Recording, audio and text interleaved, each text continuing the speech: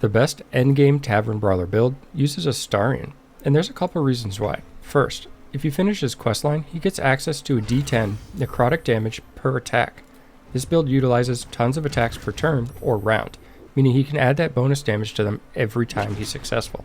Second, he has access to some healing through his bites, which are bonus actions. We'll also gain extra bonus actions, meaning we can dish out damage and continue to heal if needed, but honestly, it's not even needed. Don't get me wrong here, all Tavern Brawler builds are pretty strong at the moment, but Astarion takes it to another level. I'm going to lose sleep over that Missy head. At level 1, we're going to select Monk. This will give us access to Flurry of Blows. This punches twice in quick succession, and it's a bonus action requiring a key point. This means that every time we use a regular action to attack, we can then attack twice more as the bonus action, and our key points will gain additional ones as we level up in the Monk class, and we'll have access to plenty of points to continually use this Flurry of Blows, essentially really without any worry of running out of them. If there is any concern at all, or we want to be conservative, there's also the bonus Unarmed Strike, which means after a Monk weapon or unarmed attack, we can make another unarmed attack as a bonus action, meaning we can just use our action to attack, follow it up with bonus Unarmed Strike, and never run out. This will always be available. This ability will attack once, as opposed to twice from the Flurry of Blows.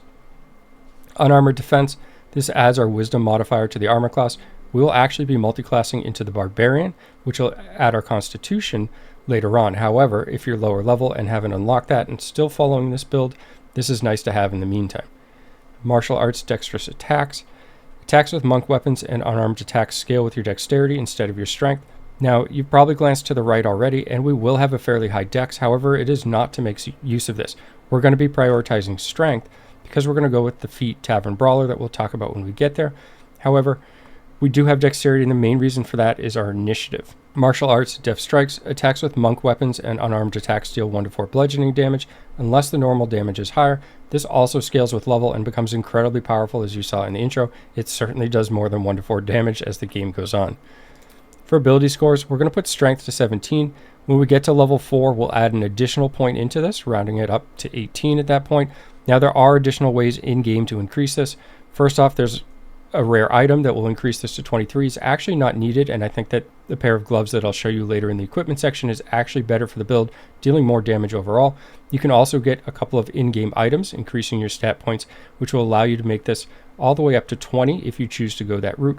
And then there's another option of certainly just changing some of the levels out, allowing access to a second feat, taking ability improvement, and getting 20 as well. So I just want you to know that those are options. Dexterity, as I mentioned, we're still pumping the stat, even though we're not taking advantage of it for the armor class benefit at the highest levels. What we're doing here is increasing our initiative, and in the off chance that we need to use a ranged weapon, we're allowing our dexterity stat to give us some chance of hitting. Otherwise, we're just going to miss, and being at range is really just a detriment to us. In general, we're incredibly mobile, but that doesn't mean that you can't get immobilized from an enemy or simply be out of range in some situations. Constitution, we're going to tank all the way down. This is because we're going to use an amulet that actually increases our Constitution all the way to 23, so we have no reason to put any points in there. I've kept the Intelligence and Charisma at 10 just for saving throws. However, if you're going to use this build up until the point of unlocking the Barbarian subclass, it would make sense to drop one of these, in my opinion, say Charisma perhaps, and add that into your Wisdom to give you an extra armor class point from using the Wisdom modifier until you unlock the Barbarian class. And again, the stat point in general may change around as well until you have access to that amulet. If you don't have the amulet, you may want to use a different Constitution number, but keep in mind, this is an endgame build, so a lot of these things you may not have access until you're into Act 3.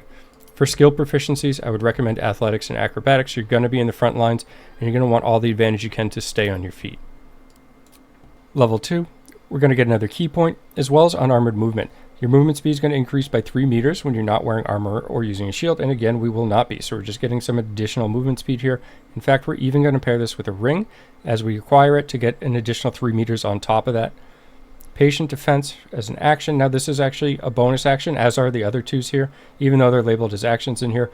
When you use this, attack rolls against you have disadvantage, and you have advantage on dexterity saving throws. This is the least useful of the three. We're primarily going to be using our bonus actions for additional attacks. In the case of this character in this build, just the additional output of damage that you can do is actually better than anything you can typically do defensively. Step of the Wind Dash. Double your movement speed. Jump no longer requires a bonus action. In some encounters, you will make use of this just to travel further until you engage the enemies. Once you engage, typically you can always stay on them just from the additional movement speed that you have. Step of the Wind disengage. Retreat to safety by disengaging. Jump no longer requires a bonus action. This will get some use as well if you get overwhelmed or if the enemies are really dealing a lot of damage to you and so forth, but it's pretty rare. Like I said, you're just going to kill the enemies so fast that you really won't have to leave them. You'll basically just be running them down and continually dropping them.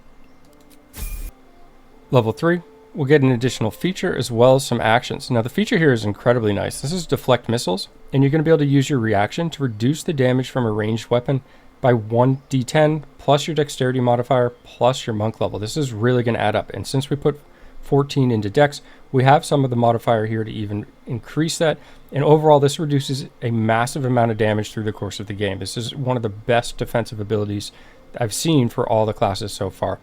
For actions, we're going to get Flurry of Blows, Topple, Stagger, as well as Push. In general, you'll be using one of these as your bonus action every turn that you're on an enemy, unless its life is really low and you just want to conserve your key points, as mentioned before. But this is going to give you 2 quick attacks, as well as causing a condition to the enemy. So very strong. Just allows us to get more and more attacks, which is going to increase from all the bonus damage that we're doing. For the subclass, we're selecting Way of the Hand. That's what gives us these actions here, and basically creates the build that we're making. At level 4, we're going to get another class feature, and this is Slow Fall. When you fall, you can use your reaction to gain resistance to falling damage. Certainly helps, and there's a ton of terrain and verticality in this game, so this is certainly something that comes in handy. And for feat, we're going to select Tavern Brawler. This is going to allow us to use an improvised weapon, throw something, and using unarmed attacks, increase our strength modifier twice to the damage and attack rolls. And this is just absolutely incredible.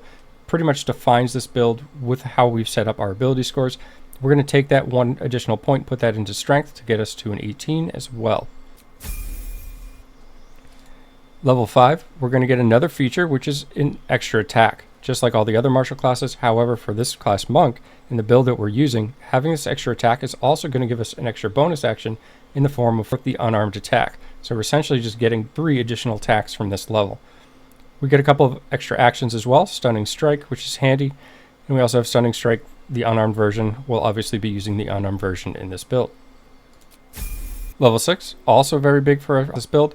We're going to get additional feature of increased movement speed again by another 4.5 meters when you're not wearing armor or shield. Again, we won't be using these, and you can see how this is just going to continue to increase our mobility. Key empowered strikes are unarmored. Attacks count as magical for the purpose of overcoming enemies' resistance and immunity to non-magical damage. This just allows us to hit all the creatures in the game. In fact, I haven't been able to hit anything to this point. And the subclass feature is going to give us either necrotic, psychic, or radiant damage. Now you have to select and turn one of these on, and I'll show you how to do that in this video as well. Make sure you have this active in order to receive the benefit from it. Finally, we get Wholeness of Body. We're going to get 18 healing, which is better than nothing, and we're going to regain key points and enter temporary state of wholeness, where we regain the key points and have an extra bonus action for 3 turns, again allowing us to make more attacks. At character level 7, we're going to put a first level into Rogue. Now this, for abilities, is going to give us a couple more skill proficiencies. I like to take athletics and acrobatics again along with stealth. This is just going to kind of increase what we can do with this character and really boost these saving throws that we have. And we're always going to be in the front line with this character. It's just no other way around it. We're always in the mix of things dealing our unarmed attacks. So this is going to really round this out nicely. At character level 8, we're going to put a second level into Rogue, and this will give us access to Cunning Action Hide, Dash, and Disengage. These are the same as the regular abilities, except for they now cost a bonus action, just making them more useful in terms of utility. At character level 9, we'll put a third level into Rogue and select the subclass Thief. What this is going to do for us is give us Fast Hands, gain an additional bonus action that's going to be used every single turn, and as you know by now, bonus action means 2 additional attacks. Second story work, you've mastered the art of falling and gain resistance to falling damage. We already have this from the monk tree, but it doesn't much matter because we're really here for Fast Hands. Character level 10, we're going to put a first level into Fighter.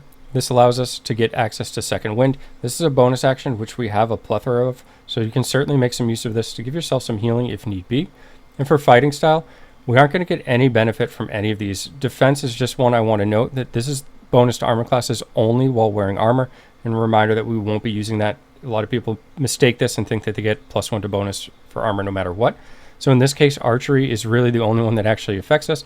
We're going to get a +2 bonus to ranged weapon attacks. This may have some situational use if you're immobilized or anything like that. And when it comes down to it, there's really nothing else here to choose. Character level 11, we're going to put another level into fighter, and this is going to have access to action surge now. Immediately gain an extra action to use this turn. Incredibly strong, because that means we're going to get a regular attack plus the bonus action of 2 more attacks from Flurry of Blows. Finally, at character level 12, we're going to put a single level into Barbarian. Now this will give us access to Rage. We're going to become stronger, deal 2 extra damage with melee and improvised weapons, also when throwing objects, which has some synergy with the Tavern Brawler. But really what we're after here is the unarmored defense. While not wearing armor, you add your Constitution modifier to your armor class. And since we're going to have a Constitution of 23 through the amulet that we're wearing, this is going to be incredibly powerful and give us a very solid armor class overall. Alright, so let's go ahead and take a look at the equipment now. We're using Mask of Soul Perception. This can give you a +2 bonus to attack rolls, initiative rolls, and perception checks. In general, I'm mainly using this for the attack rolls and initiative, essentially increasing the chance to hit as well as hitting the enemy before they hit us. The cloak slot, using elemental absorption. This is going to give you once per short rest the option to take half damage from the next elemental attack towards you and deal an additional 1d6 of that elemental on your next attack. Just increases the overall damage that we do, as well as increasing your survivability by reducing damage from a powerful spell coming your way. Vest of Soul Rejuvenation. When the wearer succeeds on a saving throw against a spell, they regain 1 to 4 hit points. And also, the wearer can use a reaction to make an unarmed strike against any attacker that misses. This is absolutely huge. It allows you to do 30 plus damage when enemies attack you and miss. Now, you're going to have a lot of misses towards you because you're able to pull off 21 armor class without any actual armor in this build. The Gloves of Soul Catching. I think these are the best gloves to use, which is why I have them on, but your unarmed attacks deal an additional 1 to 10 force damage. Once per turn, on an unarmed hit, you can regain 10 hit points. Alternatively, you may forego healing to gain advantage on attack rolls and saving throws until the end of your next turn. Incredibly strong, just adds some survivability, some regeneration, as well as additional damage all in one piece. Boots of Uninhibited Kashigo. The wearer deals additional damage equal to their wisdom modifier with unarmed strikes, and this is why we bumped our wisdom up in the beginning, at least so we could take some advantage of this as well. The Amulet of Greater Health increases your Constitution to 23, as well as advantage on Constitution saving throw checks. Just overall, a huge tanky survivability piece. Incredible, not just on this character, but anything that you really slap it on. Crusher's Ring. This is going to increase your movement speed, just allowing you to have more mobility, getting around, hit additional targets in the same turn. Finally, I use the Whispering Promise. And this could, when you heal a creature, including yourself, you're going to gain a 1d4 bonus to attack rolls and saving throws for 2 turns. We have multiple options to heal here, so they actually have the ability of proccing this and then putting this attack roll and saving throw advantage on our character, so I get a lot of value out of this. Finally, in the range slot, I'm using the Gaunter Mail legendary bow, just a strong bow in general, but the main reason I use this is for the Celestial Haste. So I have the ability to cast this. It could be equipped on any character and then make use of the haste. On top of that, this also has the possibility to inflict a guiding bolt for additional damage, has a glowing light for 6 meters, and a +3 bonus to your hit and damage rolls. So overall, it's just an incredible ranged weapon. As always, thanks for taking the time to watch, and have a great day.